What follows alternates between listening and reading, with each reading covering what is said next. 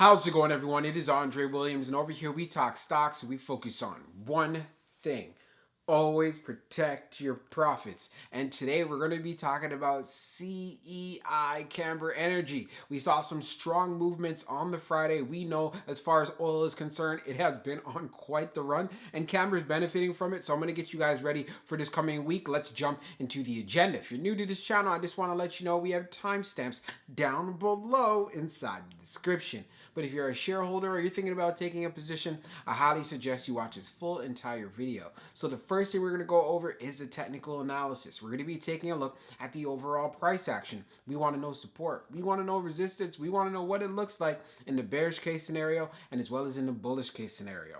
And then we're going to go on Fintel, taking a look at the recent institutional ownership and short interest information. The reason this is important because it does have an impact on the way the stock performs. And then we're going to be taking a look at the order flow distribution. We want to know the buying and the selling behavior on the retail side and as well as on the institutional side. And then when all of that is done, we'll be going into the final thoughts and as well as some more details. So let's get to it. So we're going to do a technical analysis for CEI Camber Energy. Let's see how it performed on Friday. So it ended up closing at 78 cents, being up 31.94%. On the low, it tested 55 cents, and then on the high, testing 80 cents. When we take a look at the volume stats on the day, you can see we traded at 187.889 million shares, and the average volume over 10 trading days is at 94.884 million shares. So we had well above the average in regards to volume, and it's part of the reasons why we saw that buying pressure that moved up the stock. Now, when we take a look at our chart, which is a daily chart, you can see from the RSI down below, it is at 60.52. And then when we take a look at our moving averages here on the chart, we are below the 100-day, the 200-day, but we are above the 21-day EMA and as well as the 50-day. So since we did see a high of 80 cents, what I'd want to look for this coming week, especially if oil prices continue to soar, I'd want to see us actually test the 200-day right here at 93 cents. I feel this is very possible, but I do see there being a lot of profit taking. We did have a spike before above the 200-day back on the 24th, and then we had a strong sell-off. So these are one of the things you want to be aware of and have a proper game plan if you're in this play. As far as for the support is concerned, most preferably, I'd want it to hold up support at least right at the 50-day around 67 cents. I think this would be a good look right here, and if we had some consolidation and so forth, it can get us ready for that move up. But like I said, I wouldn't be shocked if we're able to get to this 90-cent area sometime this week. But of course, there will be some profit taking at this level here right around 82 cents. But of course, what I can't forget to let you guys know about, there is a potential chance if it starts moving up to around 85 cents, we could have some profit taking. So that's one thing you want to keep in mind. But as far as that resistance level you want to look out for, it's going to be right at 80 and look for that breakout. Now let's move on to the short interest information. Now let's take a look at the recent institutional ownership and short interest information for CEI. As we scroll down further on the page, green rows indicate new positions, while red rows indicate closed positions. So when we take a look at the recent filings for March, you can see we don't have any new or closed positions.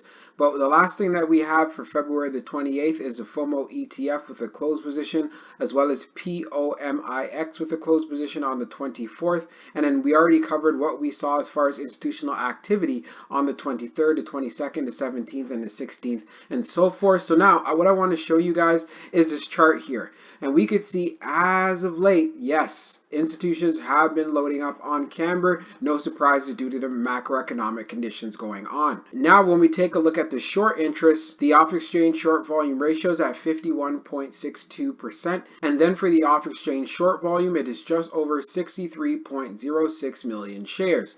Scrolling down further on the page, the short shares availability is at 1.1 million, updated just now. And then for the short borrow fee rate, it is at 2.40 as far as for the max, and it was also that on the minimum on the Friday.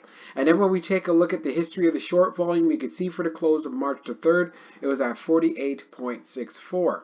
And then for the close of March the 4th being at 51.62. So what this tells us right away, CEI does have short squeeze potential. Now let's move on to the order flow distribution. Now let's take a look at the order flow distribution for CEI. So we see on the inflow, it's at 32.77, and then on the outflow, it's at 30 31.61. So we had an inflow day. Taking a look at the breakdown, on the large, it was 5.86. On the medium, it was 19.79. And then on the small, it was 7.12. Taking a look at the outflow side, you can see on the large, it was 5.58. On the medium, it was 19.06. And then on the small, it was 6.97. Taking a look at the large scale orders in the last 5 days, you can see from March the 4th, so the Friday that just passed, it being that inflow of 0.28 million, and the day before that being an outflow of 0.54 million. Analyzing the numbers even further for the small scale orders that tends to represent the retail side, we had more buying than we had selling. And then when we take a look at what happened on the medium, we had more buying than we had selling. And then when we take a look at the large, which represents whales, institutions, and funds, we had more buying than we had selling. And then when we take a look at the turnover ratio, it was at 75.16%.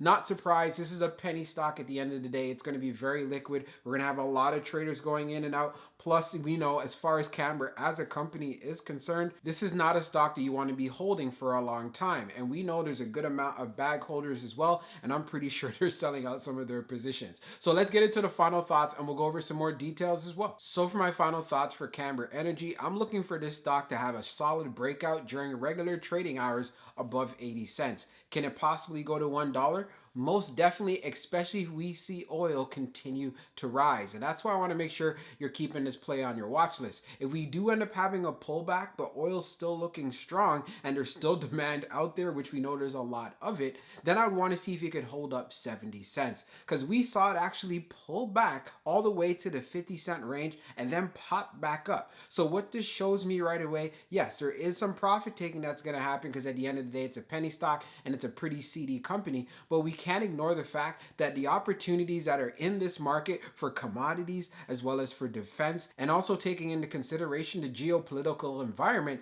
there could be a lot of opportunities. And that's why I know as far as for this coming week, more people are going to continue to buy in and show interest when it comes to the oil sector and as well as energy. So that's why I feel this is a sector that you shouldn't ignore, and CEI is a decent play to actually capitalize on that momentum. But do know there are other plays that you could take a look at. A good example of that, and we talked about this inside of the Discord, is Oxy. Oxy's also been on a tear. But if you want some of the bigger caps, we also do have Chevron, Exxon. But again, there's many ways that you could play off of oil and the surge that it is seeing. Also, when we went on Fintel, taking a look at the short interest information, it does continue to have short squeeze potential. So that is another reason why we're going to have a lot of traders showing interest in this play. And as long as oil keeps going back up, that's why there's a very high possibility Camber can get above $1.